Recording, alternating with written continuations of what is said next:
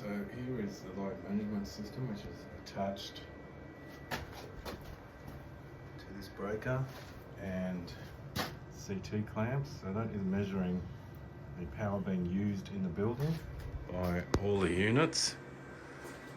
And then you'll have a readout here.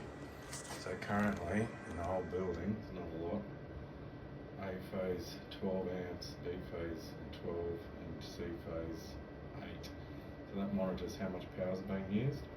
We've got 160 amps max on each phase. So when the chargers turn on, they will top out at 160 amps and balance, so there's no overloads.